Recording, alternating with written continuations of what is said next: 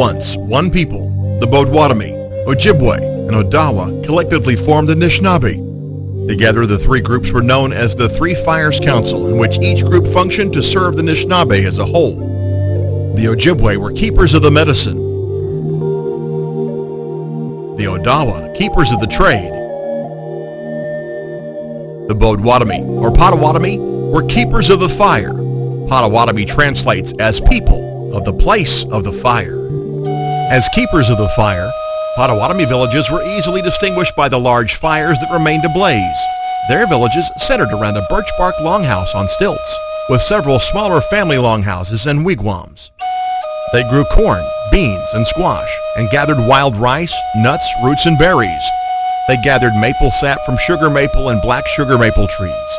They also hunted deer, bear, and buffalo, and were well known for their skill at making birch bark canoes, which they used to travel all of Lake Michigan and its tributaries.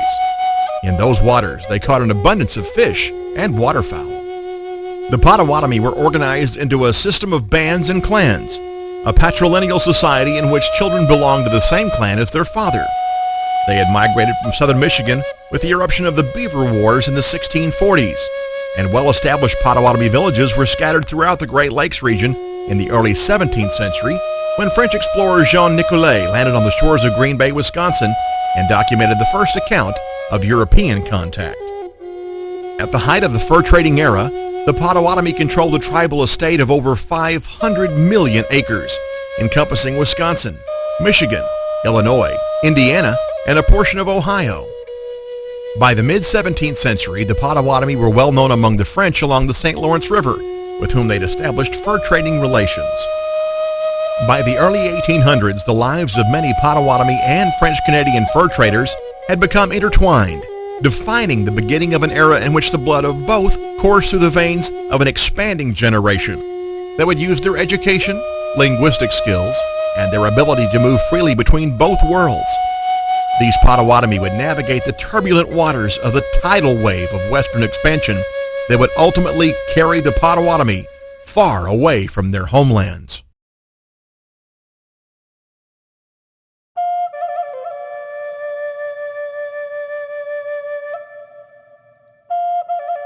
And it is at this intersection, on the cusp of removal, that the beginnings of the Higbee family can be traced, to Julia Justine Bertrand and her marriage to Alva Higbee.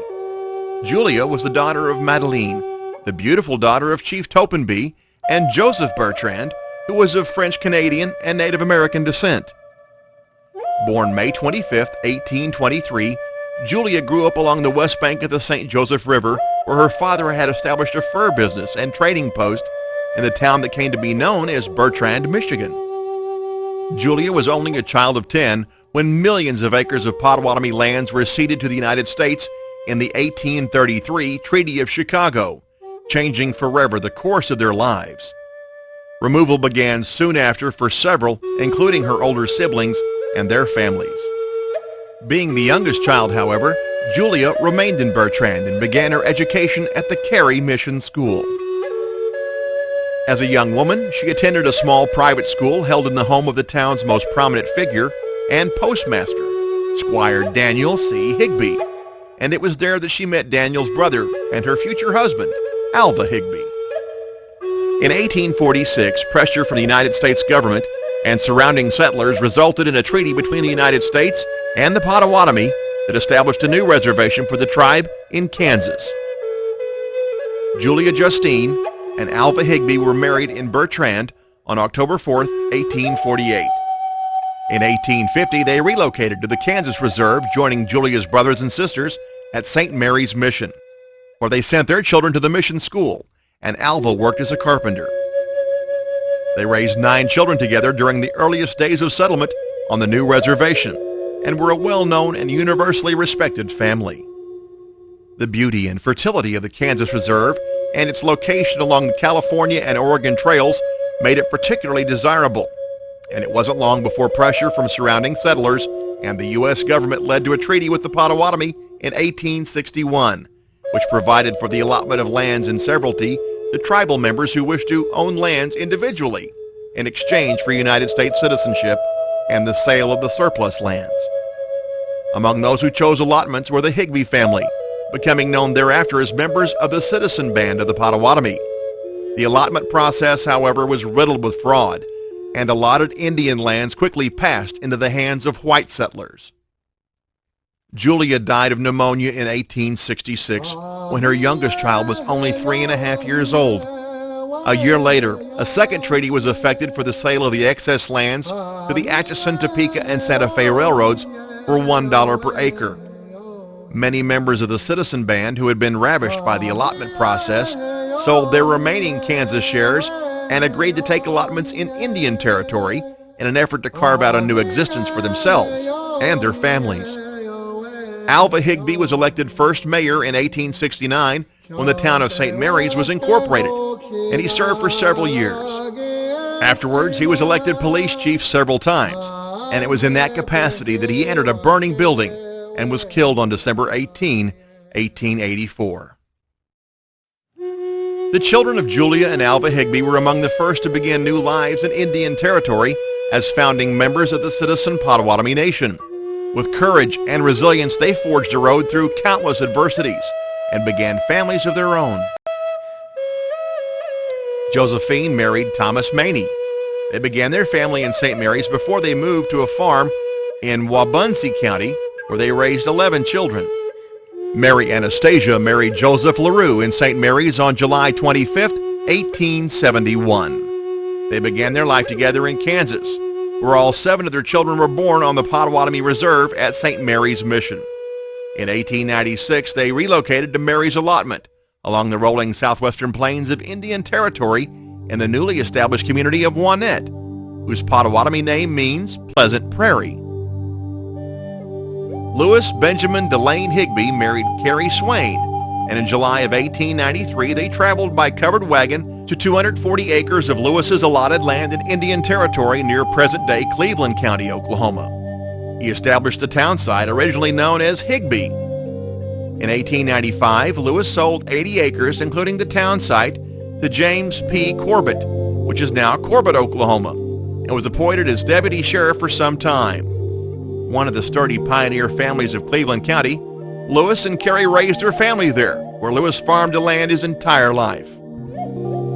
Robert Alva married Ida Mae Swearington. They moved to Indian Territory just before the turn of the century and lived in the Okmulgee area. Lucy Amelia Higbee married John Lorraine. They relocated to Indian Territory on her allotment near Lexington, Oklahoma.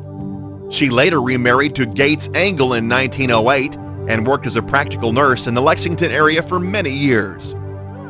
The Higbee family saw the transformation of the country as few others have, their lives spanning the era from covered wagon to modern car.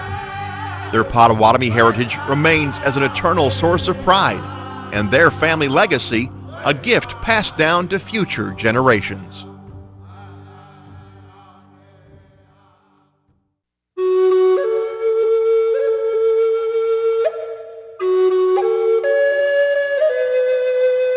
Because I was only 5 when we moved to California, but all my life, there's been a family joke about the Indian money.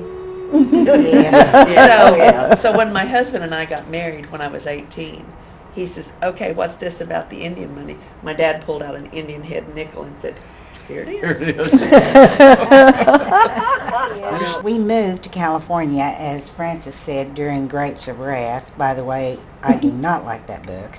It's a wonderful book, made a great movie, but I don't like it.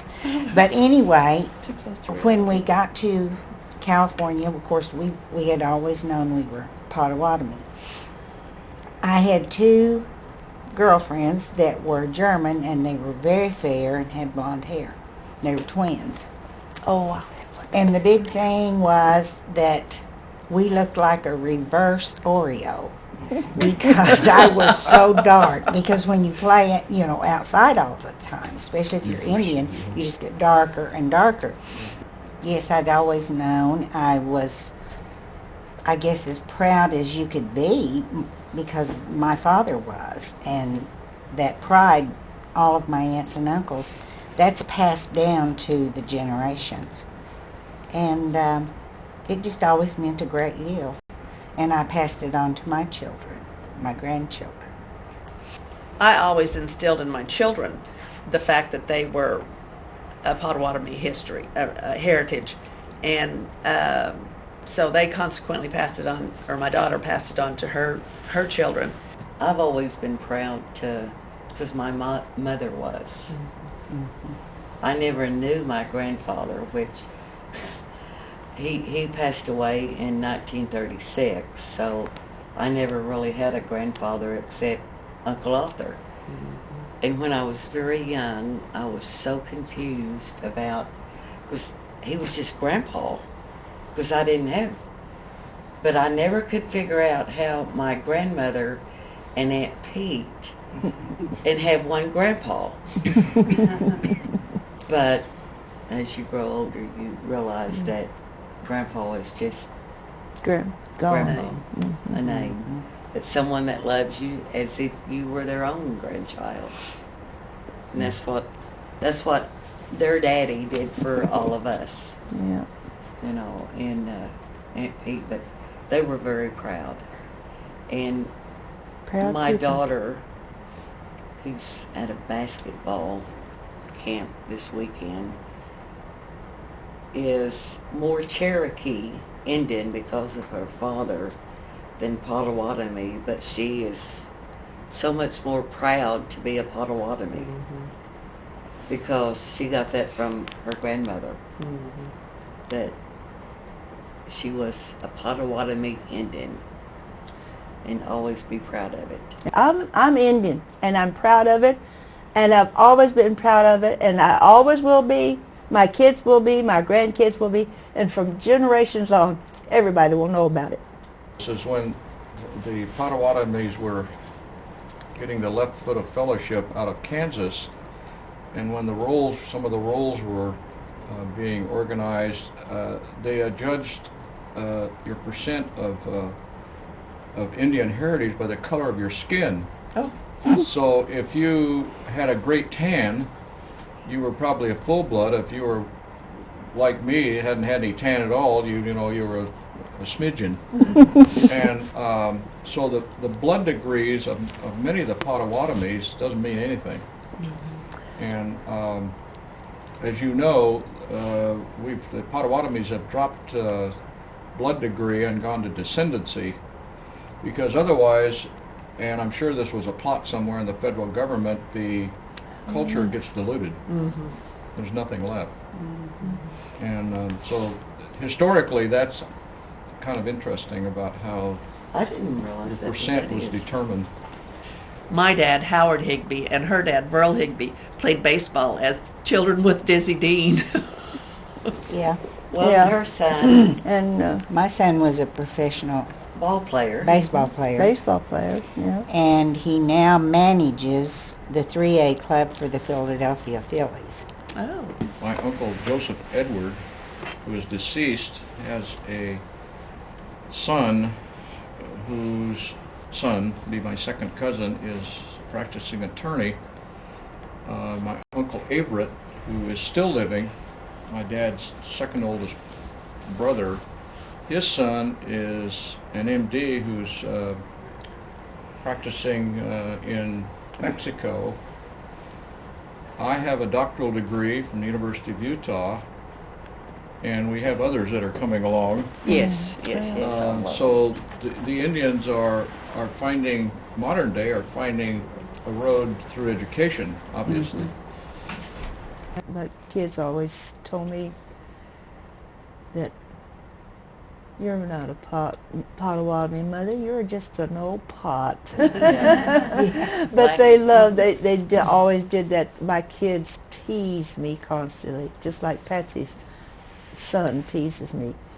But I have been so proud of my heritage. What you're looking at is 3 of the 7 brothers who are sons of Lewis B. Higbee. And we're still looking for the other brother members in the family. And I think today, as of my visitation with Robert's descendants over here, we probably have opened up this family reunion gathering number another 50 to 75 people at least. So we're really looking forward to next year and see how many of Robert's descendants we can get here. If we add that to the 117 we had last year, we're going to be in real great shape. And sometime in the future, maybe find those other brothers. Yes. Yeah. Very good. Well, I'm the daughter. This is my sister Kay, and I'm Marion. And our mother was Ruth Elizabeth Whitewater. That's her maiden name. And her mother was Ida Mae Whitewater Nee Higbee. And so my grandmother was a Higbee. Ida Mae Whitewater was a Higbee. And her father was Robert Higbee and Ida Mae Higbee. And their parents were Robert and I think Alva Higbee. Right. Yeah. And Good connection. there's several. My grandmother, Ida Mae Higbee, is buried in Muskogee. Her parents, Robert and Ida Mae Higbee, are buried in Muskogee at Memorial Cemetery on York Street. And Anna. And my Aunt Edna is buried there. That was my grandmother's sister. I knew I was Potawatomi when I was growing up. My mother was a boarding school. She was raised in a boarding school. And we were separated from all of our Indian relatives. And my grandmother went to boarding school at Sacred Heart here when she was growing up here in Shawnee. Oh, There you go. There is a Sacred Heart one. Yeah, she just asked that question. Yeah, But- she was Catholic. And That's good. so we were more or less separated from our Indian family. I remember my grandmother telling us that they came from South Bend, Indiana in a covered wagon. And she was a young girl when they came to Oklahoma. They came to Shawnee. And my grandmother went to Sacred Heart School here. I think she was in boarding school here. And for some reason, they left her and her sister Nina. My grandmother had Nina,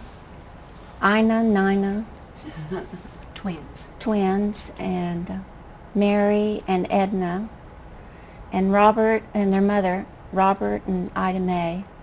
They took all of the children and got in their covered wagon and came to Muskogee, but they left my grandmother and Nina here in Shawnee. And when my grandmother came home she was working at someplace, she came home and Nina said, "They've gone and they just left us here." And so the whole family just left my grandmother. And I remember my grandmother saying how upset Nina was. And she told her that she'd take care of her. And eventually they got to Muskogee. And Ida Mae, my grandmother, married Dave Whitewater, a full-blood Cherokee. And all of the children were my mother, Wilson, her brother, and Helen were all raised in boarding school. So they sent them to Dwight Mission, then back home. And my uncle Wilson was deaf, so they sent him to someplace down south. Sulphur. So they were all separated. I'm Nell's sister, Kay, and I'm the oldest. And so she's designated as a spokesperson. And this is the first time we've been to the reunion here. So we plan to come back next year. Well, glad you came. That's Thank great. you. Thank you. I knew we had to see you. I'm Sherry. I'm Patricia's daughter, Patricia Black Higbee. Dolly. Yeah, it's Dolly. Dolly's. Dolly and Neil Black. She's my grandma.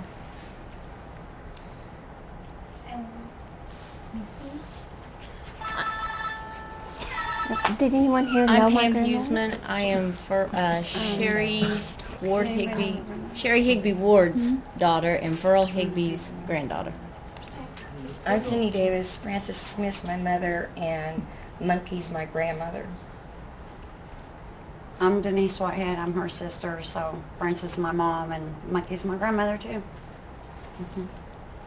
Yeah, I'm Denise Skidmore Madole. Howard Higbee was my grandmother, and I mean my grandfather. And Frances, I'm the mother. Yeah, Frances Higbee is my mother, and this is my son Sean.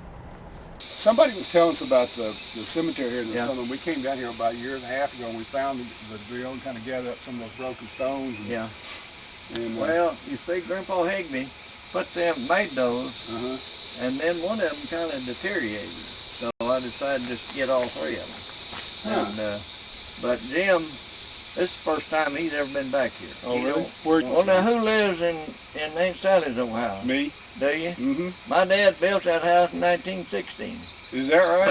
Yeah. I was a year old. Is that right? He built that. Now, who was your dad now? Claude Baxter. Oh, okay. You're Doc Baxter. Yeah. Oh, okay. And Dad Okay. built that house. I don't know where he got the money, but he built it in 1916. Okay. He bought that. That was Aunt Aren't you Lucy. glad you came? That was Aunt Lucy's This is allotment, real Indian awesome. allotment. Yeah. And Aunt Lucy was a sister to Grandpa Higbee. Yeah, and I guess my grandfather sold his land over there and bought that American. Somewhere I've got a copy of it. Well, I tell you what, deed or Louis, something. I was telling him today, I think the story, Louis had two 40s. He didn't have an 80 together. He had two 40s. Uh-huh. Well, when Dad come down there and bought that off Aunt Lucy, 120 acres, and he built that house in 1916, I was a year old. And then he kept it till 1918 and sold it to Louis. And we moved up on the prairie, up north, Willow View. And that's been in y'all's family ever since. Yeah. But that was Aunt Lucy's Indian allotment. His mother was Louis's daughter. Louis Higbee's daughter. Yeah. And her name? Jewel. Jewel. Jewel. There was three Evelyn Higbee. girls in that family, Louise and Jewel and Delma. Yeah. And 7 boys. Yeah. I know they're both Louis. Louis was your grandfather, Yeah. but Louis B. was great-grandfather. Yeah, okay. He was my grandfather, but Okay. he's your great-grandfather. So, yeah.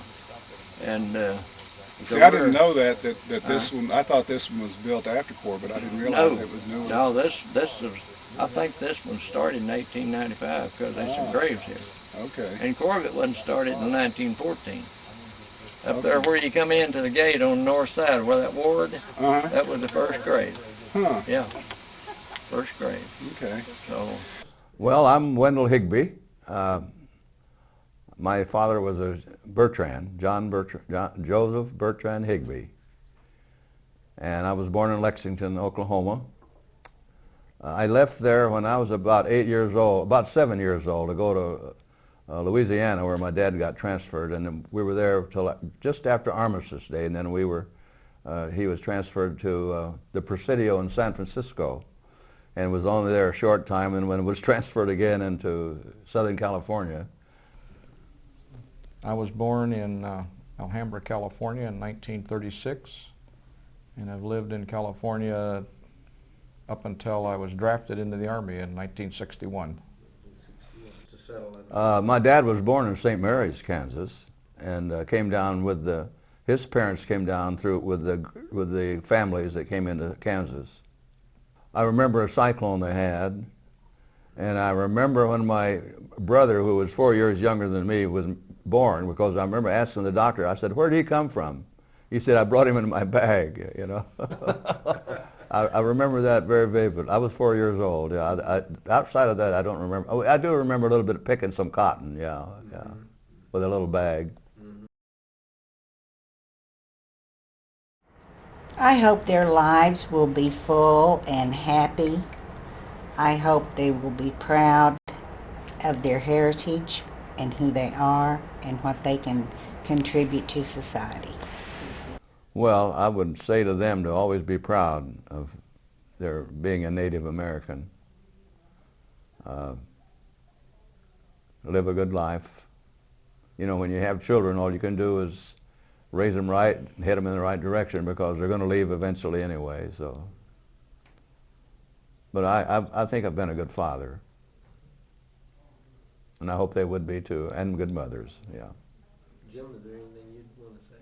Well, my first thing I'd say, I want them to love God, and I want them to lift up the value of their heritage, and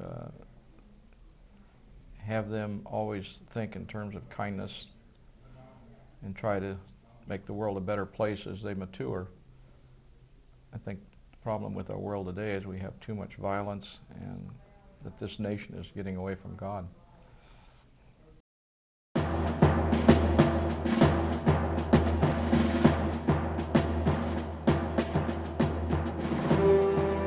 Well, I was almost 26 when I got drafted, and so I was older than most of the recruits, and I had been lifting weights, and I was really in good physical shape when I got drafted. So the physical part of basic training was a piece of cake, except for the long days. We got up at 3 a.m. for train fire and calisthenics, and then everywhere you went was a double time. There never was any walking allowed. It was pretty intense. And actually I learned a lot. It was very educational. And I think I became a better person. I went to Fort Sam Houston to charm school, and graduated from there and was assigned to Fort Detrick, Maryland, which is the home of the Germ Warfare Center. And I worked there for 3 years, got mad at the Army, and got out. Went to graduate school at the University of Utah and became the associate chief of a very large Department of Defense highly secret contract of testing microorganisms in and on elements that one would not think they were testing, like people. And got recalled into the Army in 1967. And thought I was going to Germany. My Germany assignment became Fort Polk, Louisiana. From there, I went to build a unit at Fort George G. Meade that was destined to go to Vietnam. And I was the first commander of the unit from scratch. I deployed to Vietnam, in north part of Vietnam, way up near the DMZ in a little town called Phu Bai. The unit I had was called a mobile medical laboratory. It was mobile if you could load it on about 16 trucks, because it had a lot of stuff. And we were the blood bank depot for the whole area north of Da Nang. And I was involved in Hamburger Hill and a lot of other major battles that took place in Vietnam. It opened my eyes considerably. So we got hit every night with incoming. And the Vietnamese seemed to understand the culture of U.S. in that most people like to go to bed about 11 o'clock if they're not on duty, and that's when the incoming would come, just about the time you're spraying your mosquito net, getting ready to try and get some shut-eye, and in would come the rockets and the mortars. That takes a lot out of you. Yes, we came under fire several times, small arms fire. My little group had a sector that we had to protect, and the medics are armed with M16s, with 45s, with shotguns. We were well armed for medics. I fired expert on anything I ever picked up, and it was the big thing that occurred to me is when I landed in Vietnam, it was pouring rain, and as soon as I got on the tarmac, in came the mortars at Cam Ranh Bay. And I've never killed anybody in my life, and I wondered if I could really kill somebody if I had to. Well, after that day, I changed my mind. I thought if my life was dependent on my getting rid of somebody, I could do it. Probably the first 72 hours was absolute chaos in terms of what time is it, what day is it, and as a commander, you're supposed to have all that under control. Well, commanders are just like everybody else. You wing it. I don't know what else to say except you wing it. You take care of your men as best you can, and you just go forth. That's all you can do. 18-hour days became normal. Sometimes we went 24, sometimes 48 without sleep. Casualties were very heavy up in that area. They used to come in by Chinook full. That's the part that still haunts me a little bit, is all the death and dying. And I've been around a lot of it in my career. And that part, traumatic injuries, people come in without heads, terrible burns from what they call I think they call them sappers. Were farmers that farmed in the day, and at night they were Viet Cong, and they used to love to carry explosives in on their bodies, and they'd go after our artillery sites and just burn people beyond recognition, but they're still alive. And we'd see those at the evac hospital. My unit was co-located with an evac hospital, and I supported two other hospitals as well. The other thing that happened in Vietnam is that all the things I had been taught in school went out the window with the advent of the helicopter. And the helicopter has been just absolutely incredible in saving lives. The echelon of medical treatment is changed totally, and it was very apparent in Vietnam. So consequently, you save an awful lot of people, but you save a lot of people who are permanently injured. You know, I put chest tubes in. I had guys I was talking to, carrying on conversation, and all of a sudden they're gone. I mean, it's that quick. There was one incident that I still have a nightmare with, and that was a trooper that came in.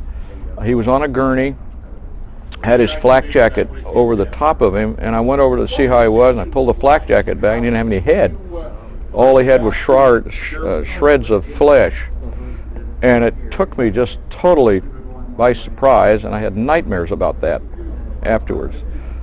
We would have platoon leaders or sergeants coming in holding their hands as pressure points on people, femoral arteries, on carotid arteries, on just to keep their troops from bleeding to death until they got to the hospital. I mean, there's some real heroes that you never see or hear about. War, there's nobody that likes war.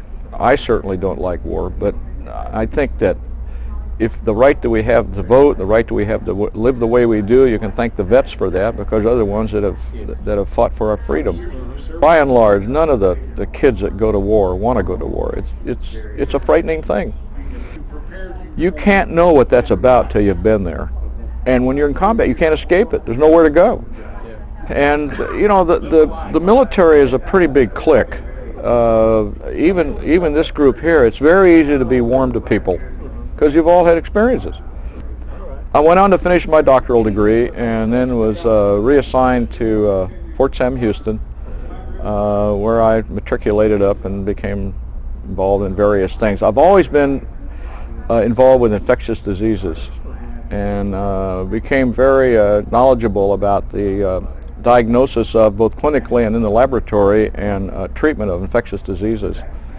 I spent 26 years in the military, and ended up, my last assignment was at Madigan Army Medical Center in Fort Lewis, Washington, where I was the head of the Northwest Research and Development Department that covered several states. The United States has always gotten itself in trouble when we worry about public opinion. And they're doing that in the Gulf War. They did that. We're doing the same. We're worried about public opinion. And war is war. And in essence, there aren't a lot of rules of war. And I'm a medic. I guess I should be more of a pacifist, but I'm not a pacifist. I just believe that if you have a job to do, you have to do whatever it takes to do it. And as a commander, you're tagged with the responsibility of taking care of your troops. And I didn't lose anybody to hostile fire. I was injured, but I was injured by friendly fire. The Marines, bless their hearts, and I took care of a lot of Marines. They never wore a helmet. Not many people did wear helmets because it's too darn hot and humid. But they didn't take their malaria pill either, and so we had a huge incidence of malaria up where I was. And if anyone's ever seen a patient with malaria, they certainly would take their pill. That's what I was going to ask you, the symptoms of malaria. I mean, the chills and fever are unbelievable. You can go from 105-degree fever back to where you're freezing to death, essentially. And it all has to do with the parasites breaking out of the blood cells. And the toxins that come with it. And I've seen cerebral malaria, which is usually fatal. They call that black water fever.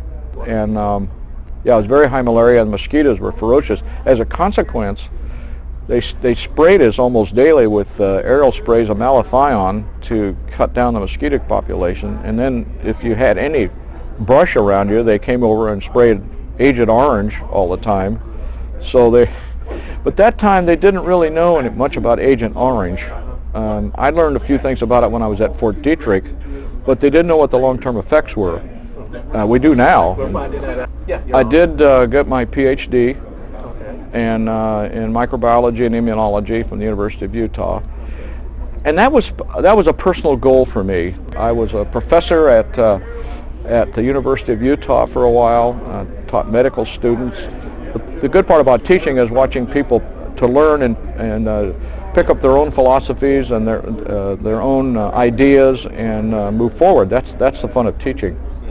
And I do like to teach. And in the Army, I was the director of a professional school at one time also. Well, I've been retired from the Army since '96 and worked in the civilian workforce till, from the Army from '86, and I worked in the civilian workforce till '96 and decided that I was tired of the rat race. I'm very proud of my career in the Army. It's never been all up, but the ups were better than the downs, and more of them. And I'm proud to be associated with other veterans.